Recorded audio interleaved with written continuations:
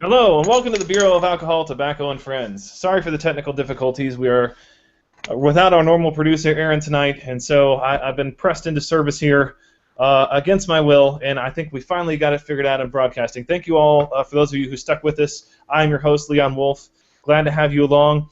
I am joined by at least some of my regular panelists tonight. A bunch of us are at the event that the Franklin Center is holding in D.C. this weekend. We're delighted, as always, to be joined by Scott Lincicome of the Cato Institute. Is here with us. Bill McMorris, the Washington Free Beacon, glad to have him along as well. We have in the background, I think, commandeering their computer, Jay Caruso and Neal joining us from a hotel party at the event. And our guest host for this week is Red State's own Caleb Howe, also post at Truth Revolt and a number of other places on the web. Thanks for joining us, Caleb. Glad to have you with us. Thank you. Hey, Laura. All right, so... Laura. Guys, can you unmute your microphone, please? Thank you. All right, so let's jump right into the news of the day. Our new 114th Congress is just getting underway. It's only been 2 or 3 weeks old, but that's long enough for us to have had several major battles between Obama and the Republican-controlled Congress and the Republican-controlled Senate. And I guess the first question, and I'll go to Scott with this, is what's your sense of who's winning this battle so far? I mean, I think obviously it's been a very adversarial relationship from the get-go, and who would you say is coming out on top just 3 weeks into this? Oh gosh, I mean, it's really been a race to the bottom to see who is more incompetent at this point. You know, I think that the Republicans, of course, have had some problems with the pro-life bill and with the immigration bill, but they seem to have gotten their footing, and they seem to be getting straightened out. At the same time, the White House is, I mean, when they're not issuing veto threats, they can't figure out any of their policy direction. The 529 education accounts tax being the most ridiculous of all of them. Here was a proposal that really had no chance of going anywhere and was so politically toxic that they actually had to pull the proposal that wasn't going anywhere. So really the White House has outdone itself in the last few days. So I guess I'd have to give the slight edge to the Republicans, but it's not much at this point. It's kind of the world's tallest midget at this right now. So, Caleb, one of the big fights that's going on right now is the fight over Obama's executive amnesty action. And already the GOP is kind of signaling that their stated method of fighting this, which is to defund the DHS, is kind of going down the tubes. What's your sense on whether Obama's ultimately going to get his way or not on this particular issue? Do you think that he's going to end up getting it, or do you think the GOP will be able to do anything, including these lawsuits and whatever they're talking about, to stop what he's planning on doing? Let me ask you this. What does Neal think? Do you know? The opposite. Can we have Neal and Jay? The opposite of that.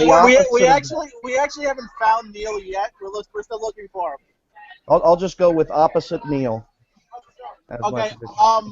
Speaking on behalf of Neal, I like it. All right. Good. Yeah. No, of course he's going to get his way. This is one of those can kick situations, in my opinion. I think that they're going to keep. Is that Jay there? They're going to keep on. They're going to keep on keeping on talking about this forever through the end of 2016, and they're going to play tennis, hitting volley back and forth for the next 16 months, and nothing is going to happen except for Obama winning the PR war, which I guess in some ways is okay with me. Well, Bill, up to this point in his presidency, through 6+ years, Obama's vetoed exactly 2 bills. He's threatened, as Scott has mentioned, he's threatened already this month to veto 9.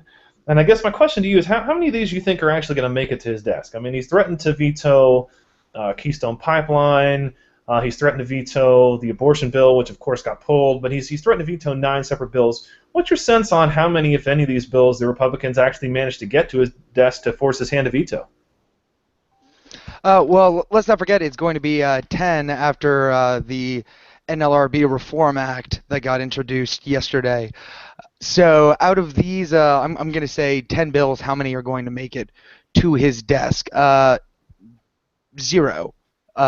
If the metric is, these pieces of legislation not, in their undistilled essence, making it to his desk, that's not going to happen. I see the abortion bill eventually getting there. I think they're going to strip out the language regarding reporting, and that will eventually make it to his desk to be vetoed. I don't see anything happening on immigration. I don't see the two houses coming to a, I guess, comprehensive reform there. I think if immigration is to get broken up, and I think there will be some push for a skilled worker, visa bill that will eventually make it to Obama's desk, and he'll veto that. So I'd say about a third of the bills and the veto threats that we're hearing are going to actually end up being carried out. Well, and let me go back to Caleb on this one, and I'll come back to you, Scott, in a second. That's exactly what I was saying, by the way. They're not going to come to a resolution. So there's a point to that, though, isn't there? Because if you remember in 2006, Bush took, electorally took it on the chin. And when he came back in 2007, Republicans were not afraid to buck what it was that he wanted to do. They were not afraid to side with Democrats and push Democrat messaging bills to his desk and force him to veto it. Democrats, on the other hand, seem ready to fall in line behind Reid and play kind of the same blocking game the GOP has for the last 6 years and prevent any. They're all going to line up and stand behind Obama and kind of play defense for him, or at least so it appears so far. There's been no indication that they're going to flee him like rats from a sinking ship, like Republicans did to Bush. And what we can see is that Obama's poll numbers are rebounding somewhat. And is there a message that Republicans can take from this as to how they can deal with midterm electoral defeats in the future? Well, I think that remains to be seen if there's a lesson that can be taken from it, because we've got to see how 2016 shakes out before we can tell if the strategy of sticking with him as a lame duck is really a good plan. So that's I can't predict yet if that was something we should learn from.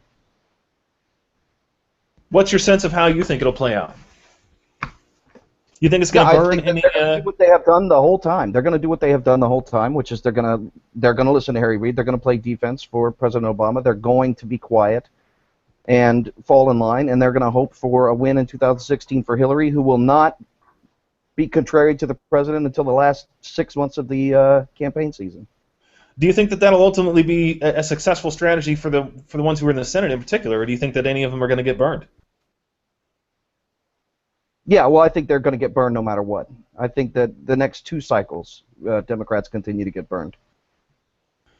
All right, so let's go back. Let's go back to Scott here and talk about something that you touched on initially, which was the kind of disastrous maneuver that Obama pulled with the 529 savings proposal.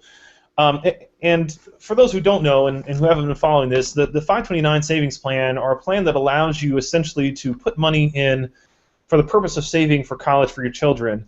And the specifics of what Obama proposed was to eliminate the rule that allowed you to also withdraw money from that without being subject to taxation.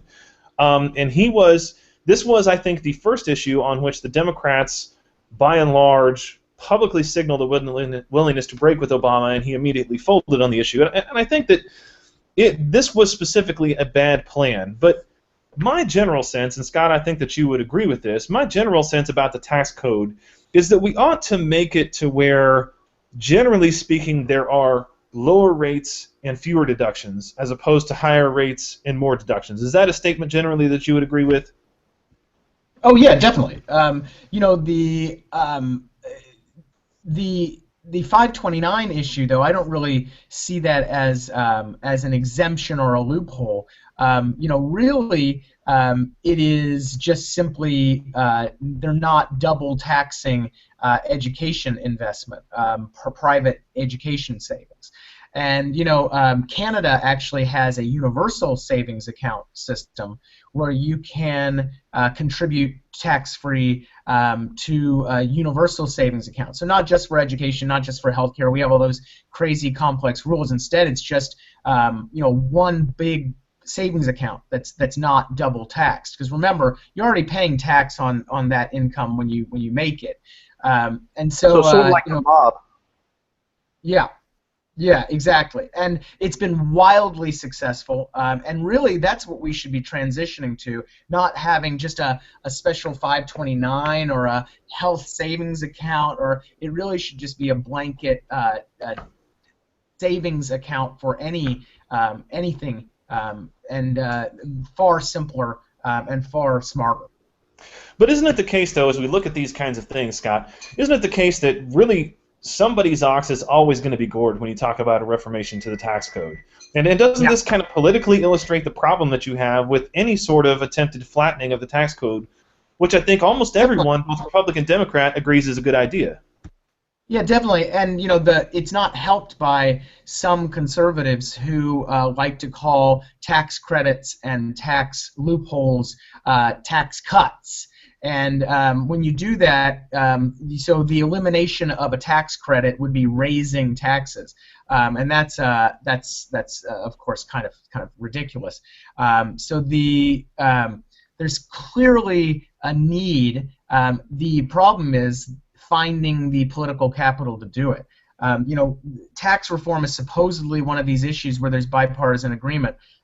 Really not clear if they're actually going to be able to get anything like that done. So Brodigan's with us tonight. If you're sitting in the chair, you're going to answer a question. All right, let's do it. All right, so Loretta Lynch confirmation hearing is ongoing this week. We've already heard from several Republican senators that they intend to vote for her. What's your sense on how many defections you think that they're gonna have? How many no votes you think Lynch is gonna get in her confirmation hearings? Probably just enough to confirm her. 13.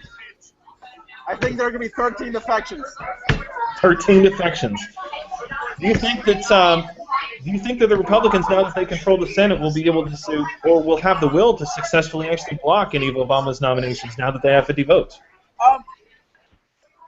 Probably not. But I mean, if I was running the Senate, you have to figure that if we try blocking any of them, the media and whoever else is going to destroy us, I would save them for Supreme Court justices. I mean, in all honesty, I don't think any attorney general could be worse than Eric Holder, so anyone is an improvement. All right, so let me go back to Bill here, and kind of the one hot-button issue that's been discussed in terms of Senate procedure. Brodigan, if we could get you to get your mic again. Sure. All right, there you go. Thanks. Is the issue of the filibuster, which has, of course, been eliminated on all non-judicial appointments.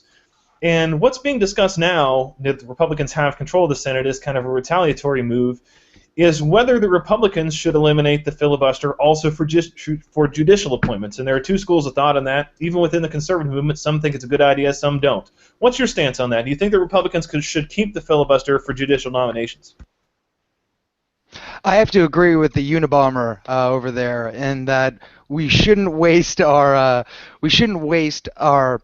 filibustering and our blocking of nominees on Lynch. I think the spending your political capital trying to block an attorney general really takes away from where the issue really matters, and that is blocking judicial appointments. I actually think that we should take the high road here and return the filibuster to full strength and reverse the disastrous decision that Harry Reid did, just to show that we are the grown-ups in the room when it comes to the nuclear option, which, of course, we wanted to do away with when George W. Bush couldn't get anyone confirmed, and I thought the nuclear option was a bad idea then. I think we should actually return the advising consent of the Senate, and that includes giving the minority in the Senate the ability to filibuster. So I'm actually for totally repealing the rule changes that Harry Reid so crassly made to our highest chamber. Well, personally, I mean, I really couldn't disagree strongly enough with that, Bill. I mean, to me, I was with you, in 2005, 2006, when all this stuff was happening. But when I saw that the Democrats, in particular Obama, paid literally no political price for and 180 on this issue in the span of less than 12 months. Not only did they not pay a political price, Democrats generally, but Obama himself, who as a senator joined these filibusters, paid no price for eliminating it and calling it an improper use of Senate procedure. I just don't see the value in the unilateral disarmament of any tactic. Of any tactic. I mean, to me, I think that we always Because you lack principles. No. You're not a high I ethical also- guy like I am. I also lack principles and ethics, and so I agree with Leon. I mean, any bridge that we can set fire to, any bullet we can fire. See, I'm all about arson, but like real life arson, just not in the Senate. You know, just have the gumption to light the Senate on fire, but keep the filibuster. That would be my my solution. Well, let me go to Scott here as another lawyer. What do you think about this? Do you think keep the filibuster for judicial nominations and get rid of it? Well, no, I'm in. Amazingly enough, I'm on Team McMorris here. I agree that I think that the filibuster is a really important check. It is. I'm a big fan of gridlock government. And I think that I'm fully in support of restoring the filibuster to its full strength, precisely because frankly I don't trust either party to kind of railroad things through. I want things to be as slow and plodding as possible. But isn't there a difference between the legislative filibuster and the appointment filibuster? I mean, aren't those discrete concepts? I mean, there's definitely an argument to be made that the less legislation that is passed, the better, but isn't it kind of a different calculus, don't you think, for people in key positions, especially when we talk about a Supreme Court vacancy? Yeah, I mean, I see what you're saying, but I don't think that there is any... I don't think there's any sort of principled difference. I mean, there is obviously, there are legal differences, but I think that in terms of what is the right principled thing to do, I'm with Bill. I think they should restore it fully. All right. Well, let's Leon, move on. wait, can I say one more thing there? Sure. Go ahead. If you're going to talk about, you don't want to do unilateral disarmament, we can do both things. Let's say we go through, get everything we want, then we do the 180 and try to pay no political price. Why can't we get what we want out of it first and then advocate for disarmament? Well, I'm with you. I mean, to me, I'm sick and tired if they've of... already done it, if they've switched positions and they paid no political price, then shouldn't we at least try? I mean, obviously, Democrats never pay the political price that Republicans do, but shouldn't we at least try to go railroad through a couple of things before we go ahead and restore balance to the force? Yeah, I mean, I agree with that, and I'll let Bill have the final word on this. I mean, to me, I get tired of year after year, and decade after decade, in fact, of us going through this. Oh, we're going to be high-minded. We're going to do the right thing. We're going to follow this procedure or that. Hey, Neal, can we get your mic off? Oh, I was going to try to contribute. No. Okay. Yeah, just mute for a second. You're cutting him off.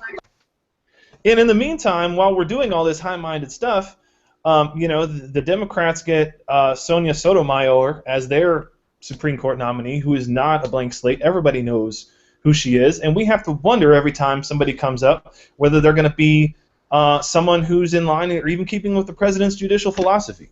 So, Bill, I'm going to throw this back over to you and let you have the last word. Last word is no.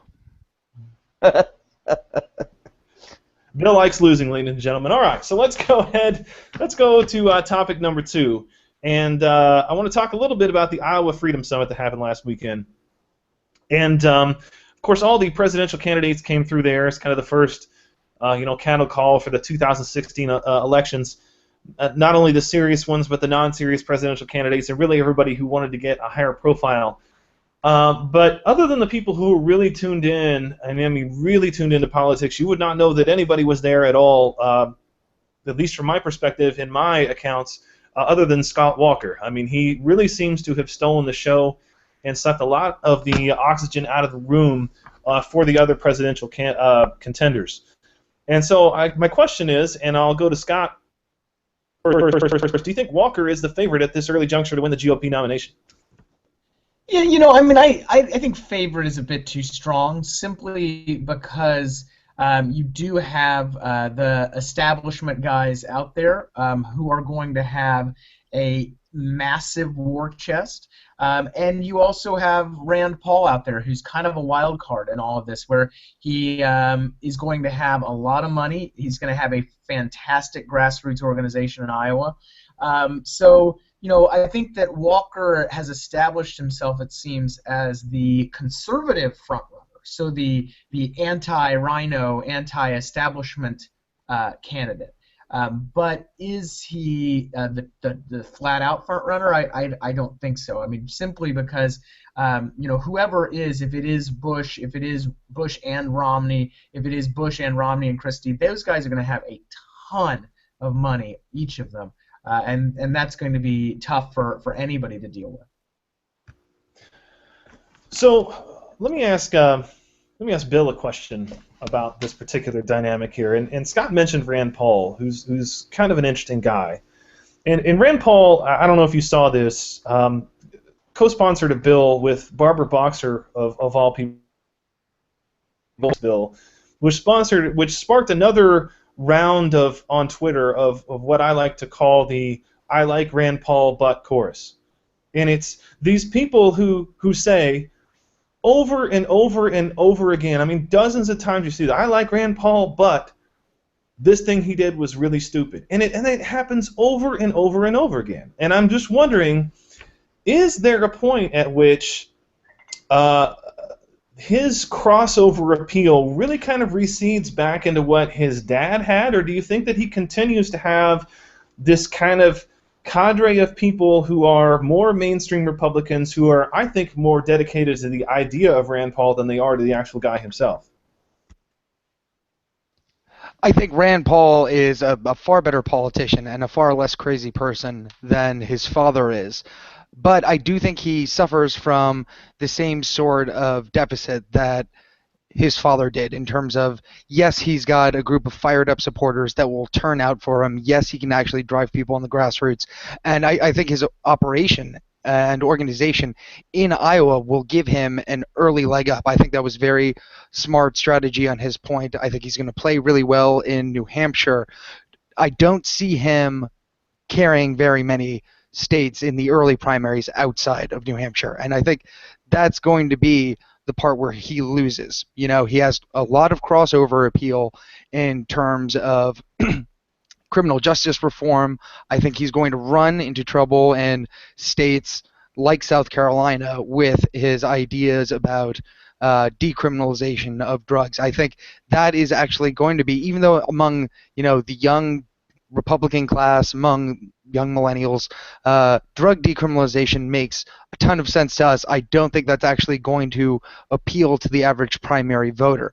We're not going to see the dynamic that helped propel Barack Obama into the White House and his early victories in Iowa and South Carolina were driven because he was able to get out a bunch of college students. Well, the Democrats have those college students have a huge block in their party that is taken out by young people. I don't think Rand Paul is going to be able to generate that kind of enthusiasm on the right, mostly because these guys are not our normal primary voters. Yes, he's someone to get excited about in terms of the general election, and I think he's actually doing a great job starting up these conversations regarding criminal justice reform. I think that's actually going to help him with social conservatives and kind of reassure, you know, the religious right. I don't think it's going to be enough to help him take votes away from a guy like Mike Huckabee or a guy like Rick Santorum. So I think he's, you know, grasping at the edges of everyone else's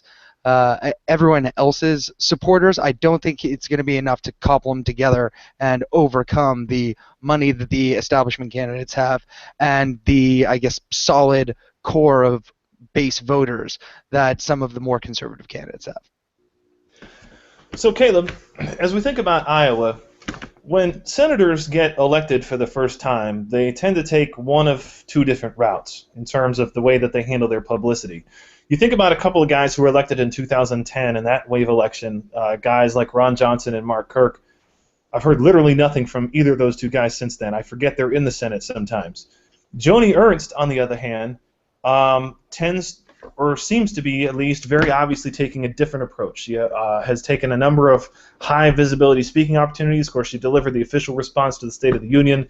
She was at the event in Iowa over the weekend, pressing the flesh, making her presence known. What role do you think that she is going to play in 2016 in Iowa, and who do you think she would be likely to endorse? Let me answer your question by answering a question that you didn't ask me. First of all, you started out this segment, you said that in Iowa we had candidates that were serious and the not-so-serious candidates. You didn't name any names. Do you want to? Ben Carson. Serious Ben Carson. Anyone else? Let's see. That was the one whose speech I saw. Sarah Palin. That's what I was wondering. And then second of all, yeah, no, that's all I got. To both of you, with Rand Paul, I think the biggest problem with Rand Paul, his biggest liability is if the best thing that you say about him is that 2 out of the 3 things that he says aren't batshit crazy. That's not a positive assessment. I mean, I think he's got a lot of huge liabilities. And yeah, I think Joni Ernst is definitely playing. Well, look. The leadership is always looking for a female face to put out front. They always have. They always will. I mean, that's why. What about Susana Martinez? If we're talking about the importance of putting women's faces out there, I think Susana Martinez could be. Of putting women's faces out there. We need more binders. We got to open up the binder and go for it. You know. Yeah. Well, she was given a prime speaking slot at the convention in 2012. Right. I think that they groom her because the reason they pick her is because during the election she got a lot of the buzz. She gets a lot of the talk, and the people that don't live in Washington D.C., the people that still go watch Sarah Palin speeches, they like people like Joni Ernst. They're going to keep liking people like her, and she's going to keep being popular. So they're going to put her face out front. So sure, yeah, I think we're going to hear a lot from her.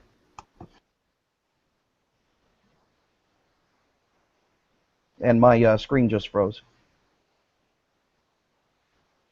Okay, hold on. Jay and Neal, do we have you guys back? Yes, we're here. Hey guys, thanks for joining the party. We're trying real hard. Both the party on here and the party at the hotel. It's a little crowded, so we had to, yeah. Yeah, Scott ditched us. We're supposed to meet All right, us guys. here. So let me ask you guys what you think about the early state of the 2016 race. Do you guys think that Scott Walker has grabbed the early lead? Well, it's funny because name recognition. There's Rachel. Oh. I'm not going to talk about Okay. I forgot what I was saying here. Oh, in name recognition, it's still Jeb and Mitt, but Scott is like bringing, he's kind of right there at this point. I still think he's going to be a major player. Everybody writes him off in Iowa, but Iowa's like really close to Wisconsin, so he's going to be there a lot. And I still think he's the one guy, aside from Marco Rubio, that can unite the establishment and conservatives. Neal? I slightly disagree about Scott Walker's status there. I don't think he really has that name recognition. Doesn't have the name recognition nationally. Reasonable man. But I am very reasonable. Thank you. He's reasonable man. And I'm really waiting. I am really waiting to see what these gentlemen say in front of a national audience versus when they're speaking to us. Because the things they say will be different. They'll be trying to convince people who don't necessarily agree with them. And that's really what's going to decide for me where these guys stand. Who is able to be comfortable in front of people that they actually need to convince them. I think Neal and Brodigan should have a beard fight, just for the record. Yes. Brodigan wins. So, Scott, though, isn't that one of the main things that's kind of appealing about Walker specifically, is that he's really the guy in the field who has faced what was essentially a nationwide race. That was, I mean, the recall election in particular was the most nationalized gubernatorial race I can recall. Right. You know, at least in the last 10 or 15 years. He's faced a level of scrutiny that was brought on by the unions and the tens of millions of dollars that were brought against him that I think is really otherwise unique to presidential contests. And doesn't that kind of give him a leg up in that respect, that he's the only one of the candidates who's been vetted that thoroughly? Yeah, I mean, I think that certainly does help him. It also helps him build a fantastic fundraising network. However, I do tend to agree with Neal a bit that, you know, I really haven't seen Scott Walker in a impromptu, difficult situation, and not on the national level. And you know, I assume he'll do fine. But you know, until that happens, I'm kind of reserving judgment on whether he really is going to be the kind of white knight, you know, uniter of the clans, as it were. So let's go over to Bill just a little bit.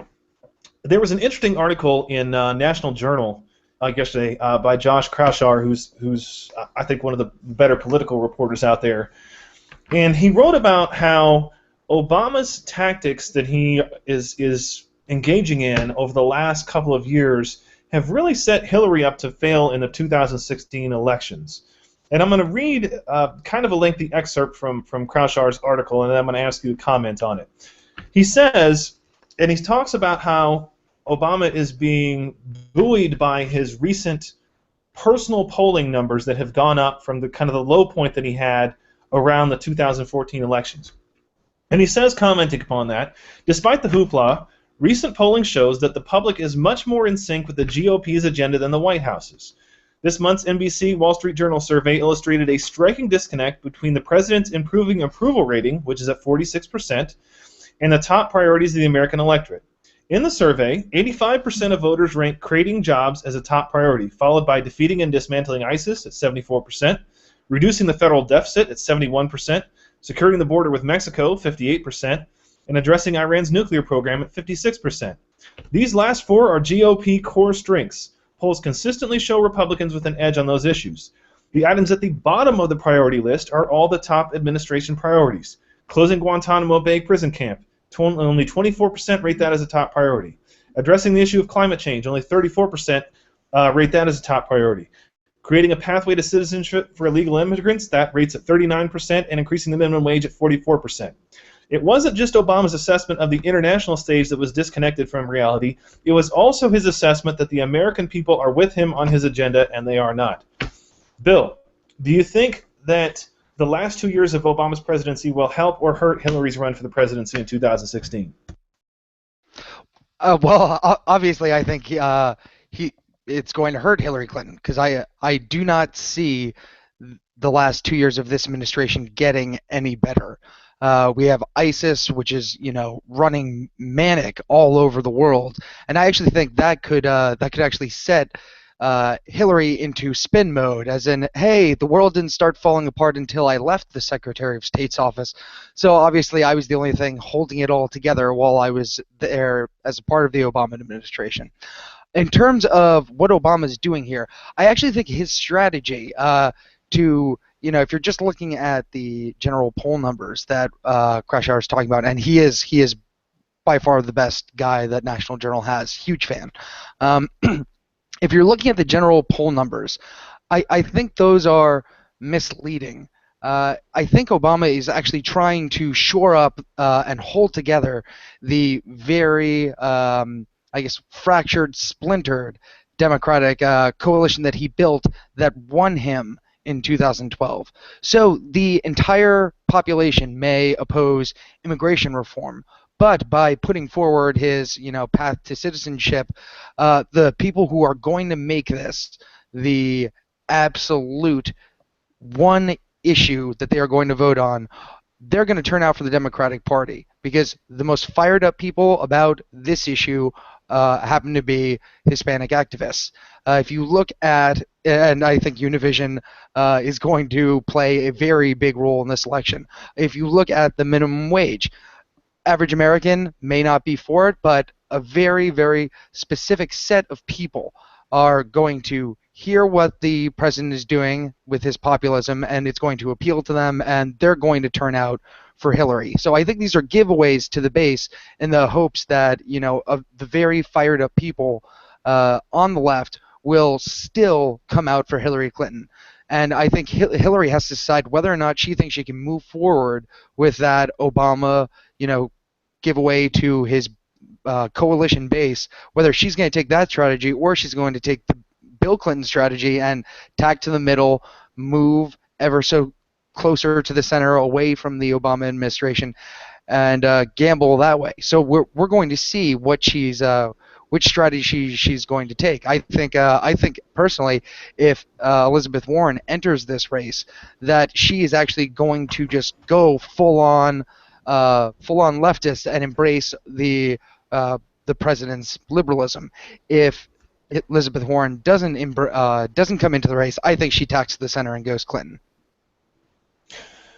So, Caleb, let me throw this over to you. What's your sense of how this is going to play out? And it's extremely rare, as we have seen in our lifetime, for the same party to hold the White House for 3 consecutive terms. The Republicans did it in 1988 with the Bush victory over a weak candidate in Dukakis. But even in 2000, when the outgoing president, Bill Clinton, was very popular, Americans tend to just seem to want to change after 8 years. What's your sense of are they gonna want to stick? Are they gonna want to favor this, or is this going to be the dynamic more of like 1998, where the Republicans were able to keep it for 3 consecutive terms? 88. So you're asking me to predict the 2016 election results? Just party-wide, yes. Yeah, no, I think the Republicans have a really good shot of taking it for that reason. I'll tell you one thing, as an anecdotal piece of evidence. My grandmother, during 2008, she came to visit, and we were talking about politics, as one does, and she said, I'd like to see the Democrats win. I'd like to see Barack Obama win. And I said, really? Why? And she goes, well, it's their turn. So I guess it's our turn. Yeah. But I do have a question for Bill. Is Elizabeth Warren getting in? Well, I'm very sourced up in the Elizabeth Warren camp, so her people talk to me just all the time. Maybe you should check with her speechwriter and see what he says. well, we are the Washington Free Beacon is described by MSNBC as an anti-Clinton blog, so I'm sure we'll be the first to know when Elizabeth Warren throws her hat into the ring. She'll probably be feeding you stories. That's my assumption, is that you're going to get a lot of stories. Absolutely. Straight from Elizabeth Warren, straight from the horse's mouth, so to speak. Yeah, we're going to meet in Capital South. I'm not sure that's what they call them in her culture, horses. So I once got interviewed as a member of Elizabeth Warren's draft Elizabeth Warren campaign when I was at the Nut Roots up in Detroit. I was wearing a draft Elizabeth Warren hat. Were you in the music video? No, I was not at the music video. Oh, you should have gone for the music video. I was protesting for more water in Detroit. So. Oh, gotcha. Right. Hey, so, how come we're not talking about Jim Webb, Leon? Well, that's at least a partial segue into the next question I wanted to ask Scott, which was that if you look at, generally speaking, if an election is considered to be a domestic policy election, the Democrats are generally favored. On the other hand, if the country seems to be more convinced and it becomes more of a foreign policy referendum, then the Republicans will be more favored. And I guess the question that I have for you is whether you think, just based on how the news cycle looks right now, are we going to be going into 2016 with foreign policy being more of a forefront issue, or will it be another domestic policy type issue to the front? Yeah, well, I mean, I'll start with the obvious hedge that we really have no idea. Every election season, we think we know what we're going to be debating a year out, and then by the time the election rolls around, it's a totally different subject. Right. So that being said, it seems like it's going to be still a domestic policy debate, even with ISIS, even with issues in Iran and elsewhere. Unless the economy does continue to improve, unless wages, wage stagnation, and some of these other issues improve, it still seems like living standards and jobs are still going to be, and labor force participation, these types of things are still going to be front and center. But again, you never know when there's something crazy happens with respect to foreign policy, and that makes everything come to the forefront. So, but I mean, looking at it right now, it seems like it's still going to be domestic policy. So if that's the case, do we stand, at least a puncher's chance of winning that battle? I mean, if you look at, I can't tell you how disgusted I was to see, what happened in Greece, for instance. There's a country that's going down the economic crapper due to economic leftist policies, and their response to that was to elect leftists who were even worse than the ones who were in before. I mean, is that where we as a country are headed, or is this our moment to advance more conservative domestic policies? I mean, I think it's the latter. I mean, first of all, Greece is not a political barometer for anywhere other than Greece and maybe Italy. But beyond that, it does seem that this 529s fiasco really does play well into the future of domestic policy. The Leviathan needs more revenue than is available anywhere except for the middle class savings accounts and 401ks and all of these things.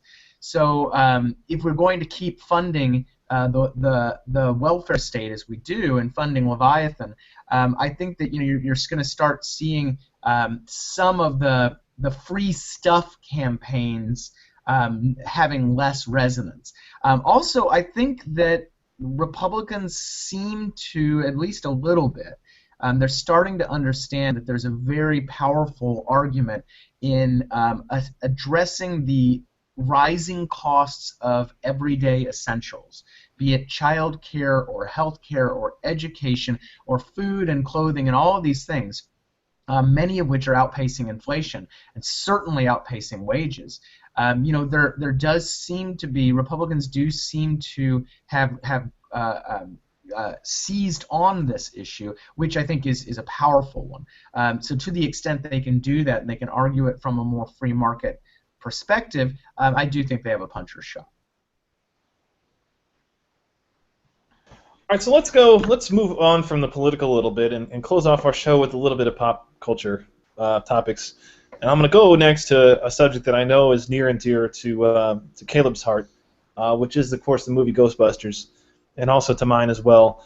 We've heard over the last week that they're intending to, I guess, reboot the movie with an all-female cast of Ghostbusters. I'm not entirely sure whether it's going to be literally the same movie, same script, or if this is intended to be a spin-off, but Caleb, what's your perspective on what's being done here, aside from the fact that it seems a little unnecessary and superfluous?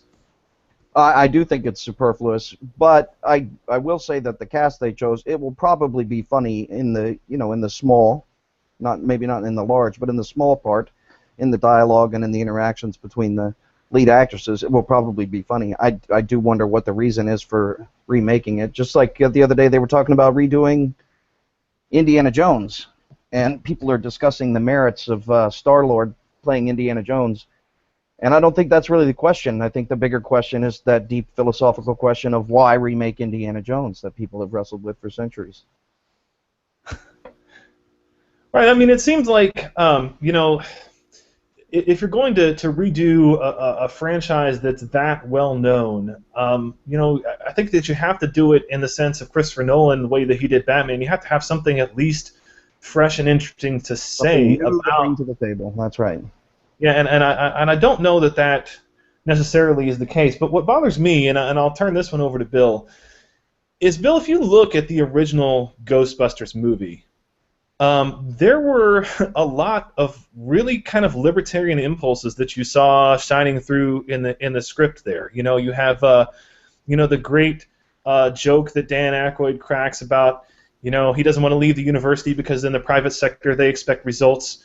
The main bad guy was an EPA bureaucrat, and so on and so forth. And you have concerns that this movie will not have any of those kind of countercultural, at least for Hollywood, elements, but seems like it might be a kind of a trope.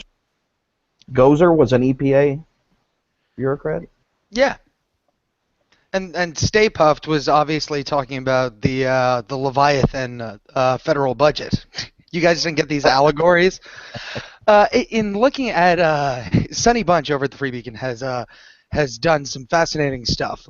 He's our movie critic about why, not specifically on Ghostbusters, but the direction that Hollywood is going in. And I think it's pretty well known at this point that that Hollywood is not very keen on betting big money and creating ensemble casts to star in anything other than reboots that already have existing fan bases and are going to be able to put butts into seats. So I think it's obvious, that that's what they're trying to do here with Ghostbusters. Hollywood, because it is creatively bankrupt at this point, cannot figure out a way to make women funny unless they take jobs from men. So that's obviously the issue here, is that women are not funny, and to prove that they are funny, they have to take jokes that have been written by men already and put them into pretty faces that should be making sandwiches. Can I chime in here for a second? Yes, Probably. please. Go again. Okay. So here's my take on the movie, and like most of us who grew up in the 80s, the fact that they're trying to remake all of our movies and like completely bastardize our youth bothers me. But as far as the girl Ghostbusters go, from what I understand, it's supposed to be a continuation, so they're not remaking the movie. Yeah, of course. They're moving forward. But also, there is no possible way this movie can be worse than Ghostbusters 2 or the idea of Ghostbusters 3 without Bill Murray. Vigo! It's Vigo! I mean, Ghostbusters 2 was far superior to Ghostbusters, the original, and I only say that because I never saw Ghostbusters. You need to die in a you need to die in a fire. That's terrible. What? That is That terrible. is terrible. But yeah, That was worse than all the stuff you said before it, which was bad. yeah, but Yeah, I just blocked you on Twitter and I called the police. All right, fair enough. So, and all girl Ghostbusters cannot be any Caleb, worse are than you Dan swatting Aykroyd. me? What's that? Yes. You're calling the SWAT team on me? You're swatting me? That's ridiculous. Oh. all right, Scott, what do you think? Are you gonna go see this movie? I know you're a child of my generation. You've probably seen the original at least 10 times, like I have. Is it gonna work? I guess is the question. I mean, Hollywood keeps doing this for a reason, as Bill pointed out. They do it because it's got a built-in audience of people who are going to go and run and see it. Are you going to be one of those people, you think? Scott, are you with us? Oh yeah, sorry, I didn't know that was directed at me. Definitely not going to see it. Might pick it up when it's on Stars in a few years. But it sounds absolutely wretched. It seems to me. Ghostbusters was kind of a unique story, a unique situation, and I think redoing it is just a recipe for disaster. Even if it were with all men, I think it would be a mess. You know what's great about this entire thing is people are going to take Scott's comments, the fact that he won't see it, and they'll call him a sexist the same way they'll call me a sexist, except I was actually sexist. That's what's ridiculous about these entire things. Thank you. That was deep. Sad but true. All right, guys, we're gonna close our lightning round. We're gonna make it really brief. Apologize everyone for the fact that we started off late. But I'm just going to ask our panelists, and we're going to let Brodigan chime in on this one as well. Who is your least favorite current elected Republican and Democrat? And on the Democrat side, we're excluding Obama from consideration because that is a cheap answer. So least favorite elected Republican, least favorite elected Democrat. Go. All right, my least favorite Republican, it would probably be Ted Cruz, just because I was told to say that by Neal doing. And my least favorite Democrat, I'll go with Kirsten Gillibrand, just because she's from New York like I am, and I'm a sexist. All right, Scott, how about you? Republican, Lindsey Graham. Democrat, it's tough. Either Ed Markey or Sheldon Whitehouse. Oh, two outstanding choices who don't get nearly as much hate as they deserve. Caleb, what about you? I'm going to make the joke for the lightning round I thought we were doing. I thought we were doing favorite justified villains, and I was going to pick Suge Knight. Because of the episode where he ran over the guy with the car. Oh, I'm sorry, that was what actually happened today in real life. He killed a guy today, if you didn't notice that.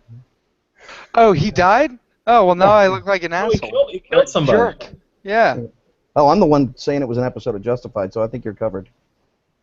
Just say something else about women. You'll be fine. All right. My least favorite Republican is Mitch McConnell, and my least favorite Democrat is Al Franken. Ooh, good choice. Go ahead, Bill. My least favorite Republican would have to be Renee Elmers, of course.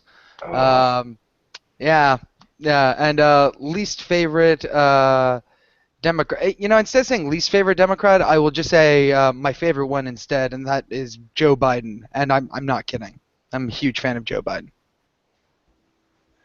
Yes, in spite of all the buffoonish things that he says and does, including the borderline, if not actually racist things that he says and does, you really do kind of get the sense that underneath it all, your crazy Uncle Joe actually likes America, which is not a characteristic that you find in tremendous amounts on that side of the fence these days. Exactly, and I also like him for all the borderline sexist and racist stuff he says. All right, so you stole my Republican answer. I'm gonna go, I guess, with Orrin Hatch, who, good Lord, just continue. I just don't understand why people did not take the opportunity to boot him out of office when they had it. Why? Just again proves that was a stupid decision. Why? You know why? You wrote about it. Mark Levin attacked. Yeah, I do. Yes, well, he was helped by some people who should have known better. Least favorite Democrat, I'm going to go, guess I got to go with Alan Grayson. I can't believe I'm the only person to have managed his way back into Congress. We just assumed that the parameters meant limiting it to people who were human. Right, not people with giant gourds for heads. All right, so thank you guys for tuning in. Appreciate my panelists for taking their time. Appreciate everyone for sticking with us throughout the technical difficulties.